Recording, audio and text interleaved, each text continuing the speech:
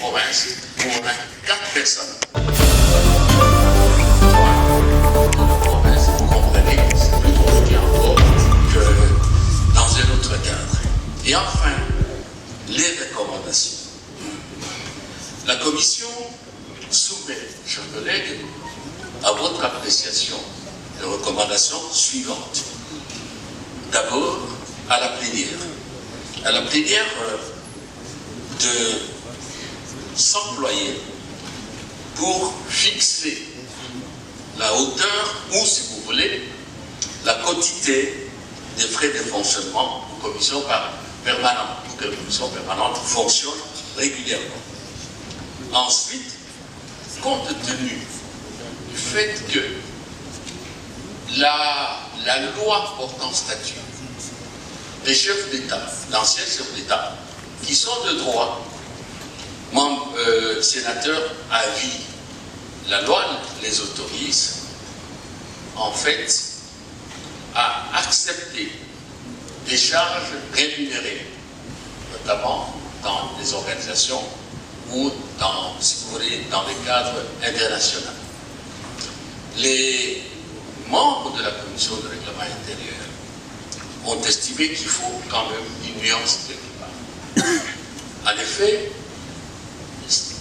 si on peut imaginer, prenons hypothèse de réflexion, qu'un ancien chef d'État, sénateur de droit, se trouve retenu dans une mission internationale, envoyé spécial, médiateur, dans un conflit où il prend position qui ne sont pas compatibles avec les intérêts de la République démocratique du Congo.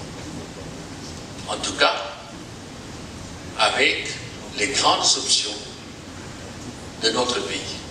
Ça pose problème. Imaginez, je dis bien hypothèse de réflexion, un ancien chef d'État qui est impliqué dans un conflit africain, même à l'étranger, ou international, et qui sait que, bon, sur ce point-là, si on va dans ce sens, au finish, plan économique, et que sais-je encore, notre pays soit préjudicié, et il s'en va.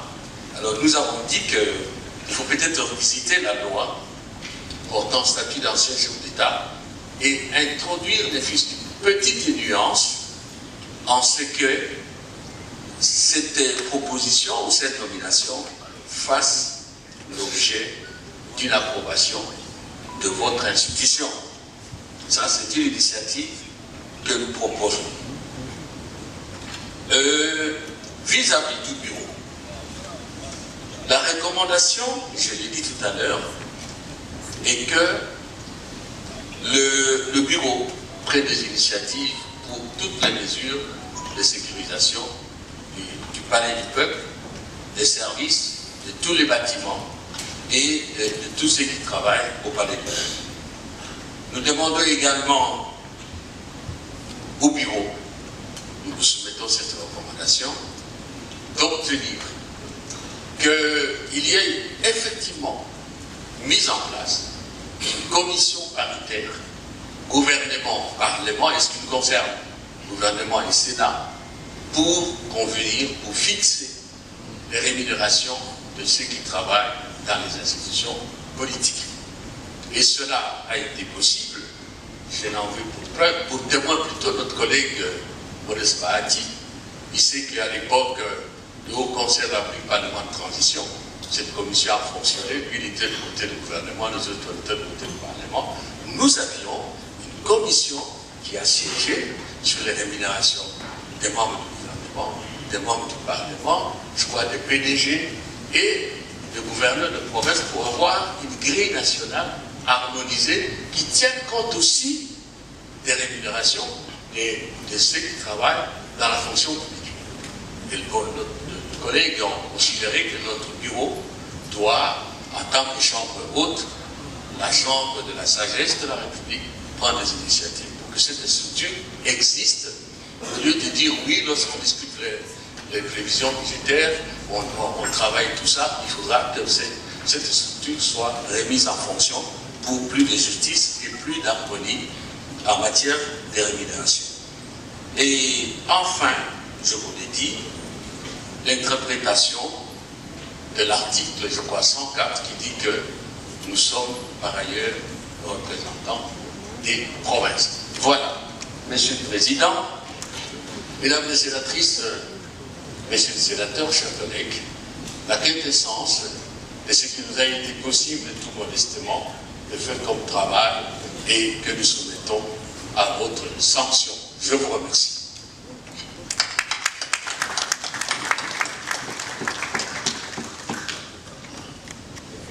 Merci, Monsieur le Président. Chef de travaux en commission. Une fois de plus, nous participons nous tous à l'œuvre commune. Merci beaucoup. Je vais essayer de donner quelques compléments d'information pour nous permettre d'avancer. Permettez-moi dans ce sens aussi de vous dire que nous avons suivi, mes collègues et moi-même, les pertinentes interventions de ceux d'entre nous qui ont bien voulu prendre la parole pour enrichir à ce stade le travail commun. Il est clair également, comme l'a dit le Président, qu'il y aura des amendements qui sont déposés par ceux qui sont intervenus aujourd'hui et d'autres encore, pour qu'au niveau de l'écriture de droit, nous puissions rencontrer toutes nos préoccupations. D'avance aussi, merci beaucoup, Monsieur le Président, nous attendons des amendements. Collègue Katoumoué, je m'excuse, l'obligation de se faire enregistrer, je crois que ça se trouve quelque part dans le texte.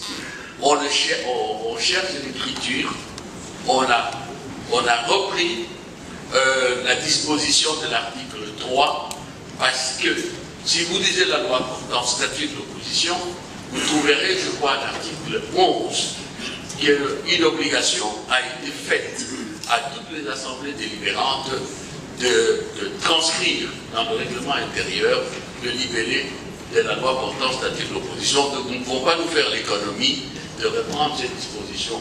Vous avez raison, et soyez rassurés que ça se trouve quelque part. Dans tous les cas, si ce n'est pas fait, nous avons l'obligation de le faire. Comité de validation. Honnêtement, et je ne suis pas le seul, il y a des anciens députés ici. Par rapport au Sénat, nous on a considéré que c'était un progrès vraiment à féliciter au Sénat en introduisant ce mécanisme de transparence. Nous l'appelons comme ça, mécanisme de transparence, et qui est aussi un mécanisme de prévention. Vous-même vous avez dit que c'est par suite d'un incident ou d'une crise de confiance entre le bureau et la plénière que, à l'époque, on avait institué ce comité de validation. Bon, c'est un choix que nous devons faire. Est-ce que ce n'est pas quelque chose qu'on peut apprécier et considérer comme un mécanisme de prévention?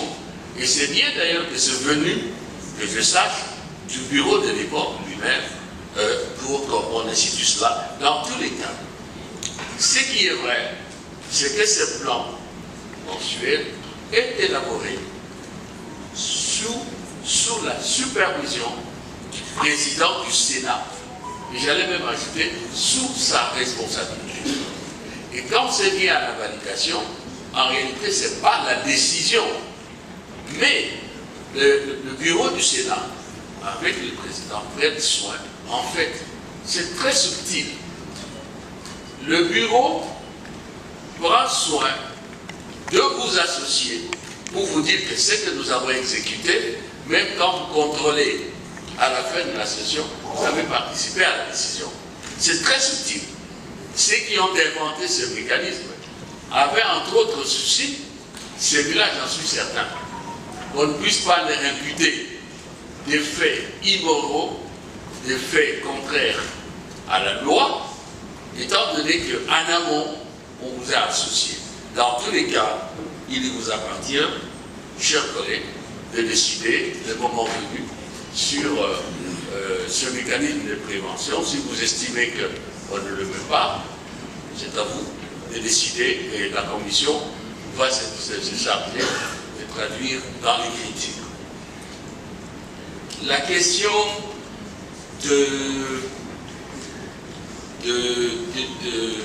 des assistants, de manière générale, je vais essayer de ramasser ça partout la question a été soulevée. Il y a la raison des biens fondés, et deux, la mise en œuvre, c'est-à-dire la faisabilité. Il ne faut pas qu'il y ait la confusion même dans l'opinion.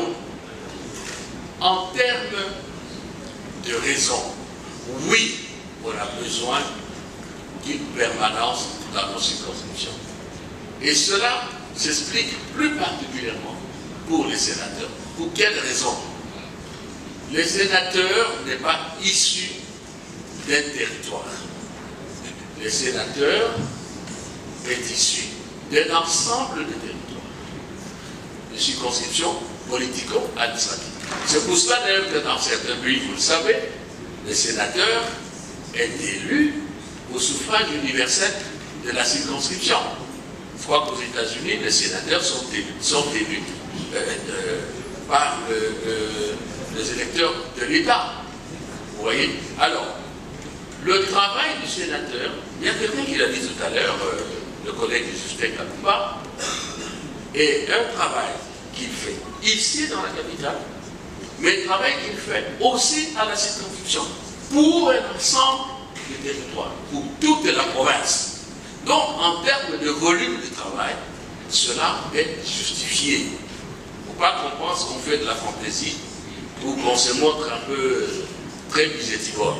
Mais, et cela, une question de responsabilité et de conscience, c'est la question de la trésorerie de notre pays, de ressources disponibles au plan financier dans notre pays par le temps qui court. Ça aussi, autant la justification est objective, autant aussi cette raison est objective. Donc, la Commission ne peut que s'en remettre à la décision que vous prendrez au regard de ces deux paramètres qui, à mon avis, s'équivalent en termes de raison, en termes de trésorerie. Sans compter que, bon, on ne fait pas deux pas de mesure, en ce moment-là, il faut que ça se répartisse aussi au niveau de nos collègues, de la Chambre basse, pour qu'on maintienne aussi cet nombre de principes qui sont applicables en termes d'égalité de statut, d'égalité de traitement entre les deux chambres et les membres des deux chambres. Donc, sur ce point-là, nous nous en remettons à votre décision. Il y a aussi la question, je crois, de la tension salariale. Second, nous n'avons rien à dire au niveau de la Commission.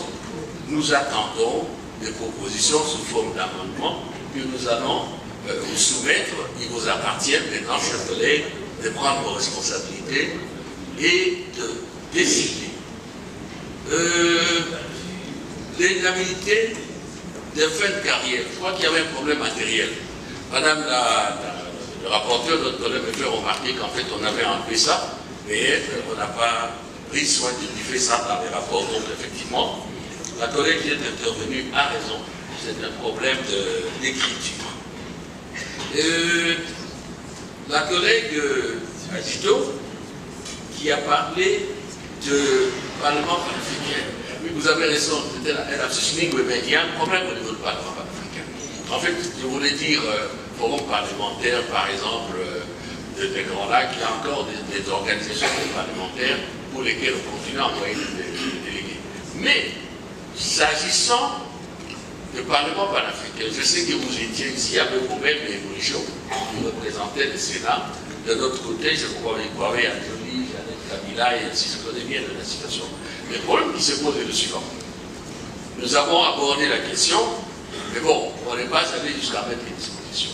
La manière dont les sénateurs qui deviennent, entre guillemets, parlementaires panafricains, la manière dont ils sont désignés dans beaucoup de pays aujourd'hui, même en dehors du Parlement panafricain, c'est les Européens, ils organisent des élections.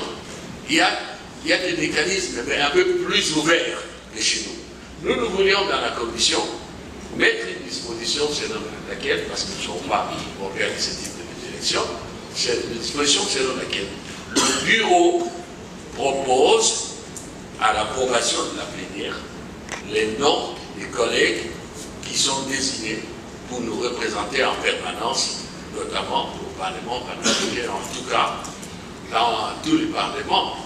Il y avait, je crois l'année dernière, si je me trompe, Monsieur le Président, peut-être que le Président va un petit peu me corriger, l'Assemblée législative de l'EAC, East African Community, Communauté d'Afrique de l'Est.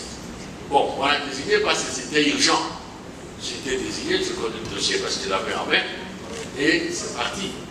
Mais la meilleure solution serait qu'en pareille circonstance, les deux bureaux se réunissent, ils proposent une clé de répartition et le bureau du Sénat délibère pour nous proposer pour approbation les noms des collègues qui sont désignés pour le représenter en permanence. Mais nous ne sommes pas partis plus loin.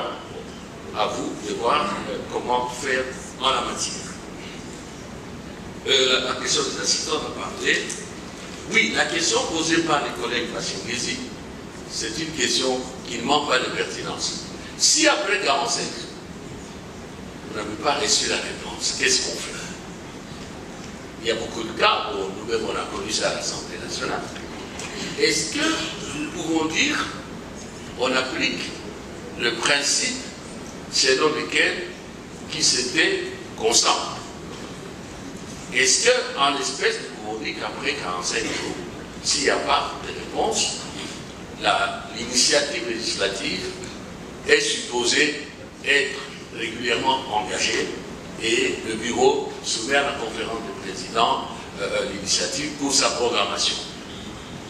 Est-ce que, c'est ça, est-ce que, comment dirais-je, parce qu'il y a un bureau technique.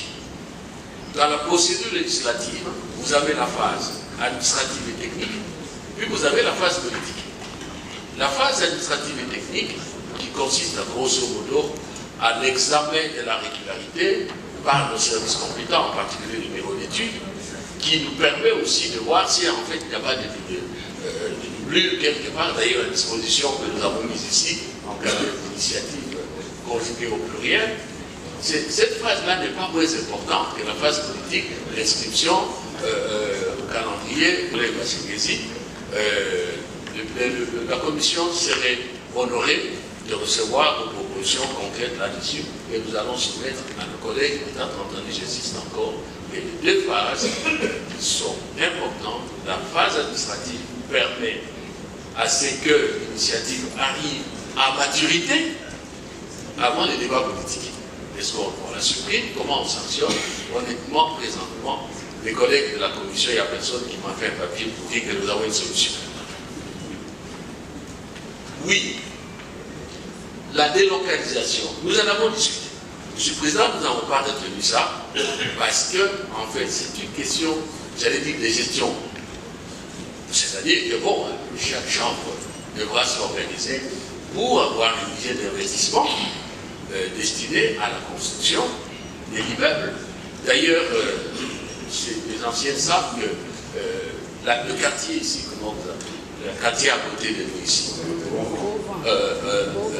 Beauvent, il y a quelques années, il y avait un projet de construire là-bas des bâtiments, non seulement pour le Sénat et l'Assemblée, mais aussi un hôtel qui allait accueillir les députés et les sénateurs pendant les sessions, comme ça existe dans certains pays. Si vous allez au Cameroun, vous allez trouver un hôtel de députés qui reçoit les collègues pendant les sessions. Mais bon, on s'est retrouvé avec des constructions. Même en face ici, il y avait un projet, mais bon, on va donner qu'on a construit ce qu'on a construit. Donc c'est une question qui ne nécessite pas un règlement, une disposition dans notre règlement intérieur. Quoi qu'il en soit, avec nos bâtiments, nos sièges construits ailleurs qu'ici, ou avec ce bâtiment, c'est le siège de l'Assemblée nationale et du Sénat. Donc, la nécessité de sécuriser ce bâtiment, la nécessité de permettre aux parlementaires, députés et sénateurs de travailler dans la sérénité avec toute la solennité républicaine, avec tout le sérieux. Cette nécessité-là, elle est toujours valable ici comme ailleurs. Et nous nous sommes demandé dans la commission si vraiment, écoutez, vous sortez maintenant, quand nous parlons, même ici dans le couloir, à plus forte raison en bas, interrogez tout le monde, tous ceux qui sont là. Est-ce qu'ils sont venus pour des raisons de service? C'est pas vrai. Et ceux qui nous courent, j'arrête là parce que ça a d'autres aspects. Quand vous sortez, vous avez une meute de gens qui vous suivent. Est-ce qu'on peut me dire si ce sont des agents de sécurité, si ce sont des personnes qui viennent me perturber? Et nous sommes posés toutes ces questions dans la commission. Et nous avons estimé que nous sommes en mesure, ça demande pas beaucoup d'argent, d'instituer par exemple des badges comme on voit partout. Vous êtes là à la porte, on prend votre carte d'identité, tout. Au besoin, on fait une capture d'écran, on communique avec un bureau central ici, on donne le badge, vous entrez. Nous, les députés et les agents, c'est facile. Nous aurons, les députés et les sénateurs, des badges spécifiques. On peut même avoir des portes d'entrée pour les parlementaires, pour les agents techniques, pour les enseignants. Il faut un minimum d'ordre. Et cela impacte aussi sur la propriété, même des installations sanitaires. Donc voilà le raisonnement de la commission, et nous espérons que les collègues qui auront le privilège de gérer notre institution, de nous conduire pendant la législature, vont vraiment porter une attention particulière sur cette question. Bon, j'ai parlé du comité de validation. Les règlements financiers, je ne sais pas si on peut même discuter de ça, c'est une exigence. Les espaces, il y a les collègues Talala, nous attendons votre amendement, tout ce qui est un amendement dans le sens de trouver la meilleure façon de prendre en compte les provinces. Nous sommes à votre disposition parce qu'effectivement, quand vous avez cette, avec 26 provinces, je ne sais pas qui a vraiment la magie de résoudre ce type de problème en nous mettant devant ici 26 provinces, c'est pas normal, c'est pas possible. Donc nous attendons les amendements de nos collègues, et on verra quelle est la proposition à vous faire. La question des passeports, oui, il faut faire attention. Ce qui est inadmissible, c'est l'abus. Quand on dit autorisation de sortie, ceux qui ont eu à assumer des responsabilités dans les deux chambres savent que dès l'aéroport, on a eu à recevoir des coups de téléphone de collègues qui disent voilà, ici, on demande l'autorisation de sortie. Alors qu'il va en visite privée. L'ordre d'émission est différent de l'autorisation de sortie.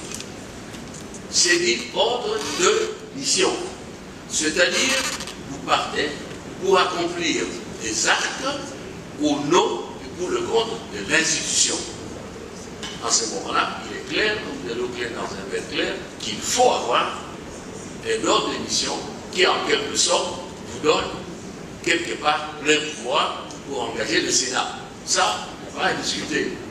Mais le concept de l'autorisation de sortie, accepté collègues, même psychologiquement, ça porte atteinte à l'article 109 de la Constitution. C'est ça le fond du problème. C'est pour ça que nous avons dit que la carte de légitimation, c'est ça notre carte d'identité comme sénateur. La carte de légitimation, elle est suffisante pour attester que vous êtes sénateur. Oui, là, il faudra qu'on en parle aussi. Le passeport diplomatique est la propriété de l'État congolais. Le passeport ordinaire, vous l'achetez, c'est votre propriété. De sorte que, administrativement, quand vous vous déplacez, le ministère des Affaires étrangères fait d'ailleurs une note verbale pour qu'on vous donne le visa sur le document de l'État. Et en ce moment-là, on a besoin d'avoir Actuellement, ce qu'on donne, c'est l'autorisation de sortie. Mais pas seulement aux parlementaires, à tous les détenteurs de passeport diplomatique. Ça, c'est un autre cas de figure. C'est-à-dire, ça ne contrarie pas l'article 109 parce que ça ne s'applique pas qu'aux parlementaires. Ça s'applique à tout le monde. Donc, l'autorisation de sortie des affaires étrangères, je peux vous le certifier, vous les donner parce que votre passeport diplomatique ne vous appartient pas. Donc, je tenais à lever l'équivoque là-dessus. Il y a eu la question d'âge. Permettez-moi au nom de la Commission de saluer l'élévation d'esprit, et c'est pour ça qu'il est patriarche, de notre collègue Jonas Moukamba qui nous a dit qu'il n'y a pas match, ça a été résolu, et il nous a même donné des références jurisprudentielles de haut niveau, donc dont acte, et merci beaucoup. Ah oui, est-ce que les sénateurs qui veut changer de commission, qui veut obtenir un transfert, a l'obligation d'obtenir l'avis favorable de son groupe politique? Je crois que c'est la question que le collègue Kaloumba a posée. Voici ma petite expérience. Lorsqu'on constitue une commission, d'autres non, on peut en discuter, il y a un moment où on met à l'Assemblée où il faut équilibrer. Et là, on met à contribution le groupe parlementaire. C'est-à-dire quoi? Il y a un minimum, l'Assemblée, je crois, c'est 75 députés, et il ne faut pas qu'on se retrouve dans la situation où tout le monde veut aller à la BAJ.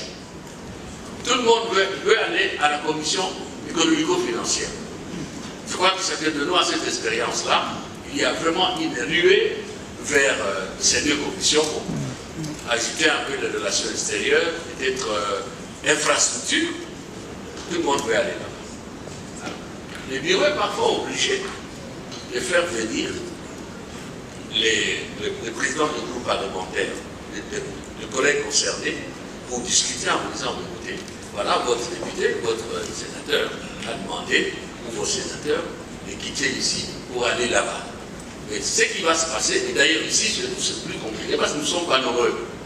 Si vous prenez 100, par exemple, nous sommes à 104 ou 100, disons 109, les sénateurs de droit. Je crois que nous sommes 100 et commission, je crois qu'il y en a à peu près 9.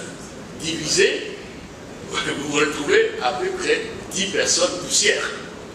Alors, si dans ces conditions-là, un beau matin, tel collègue dit je m'en vais, tel collègue dit je m'en vais, vous devez être avec des commissions de 4 membres. Et c'est dans ce moment-là que le bureau est souvent appelé à demander au groupe politique d'intervenir, de discuter avec son membre pour voir si on peut continuer. Alors, libre à vous, la commission exécute ce que vous dites.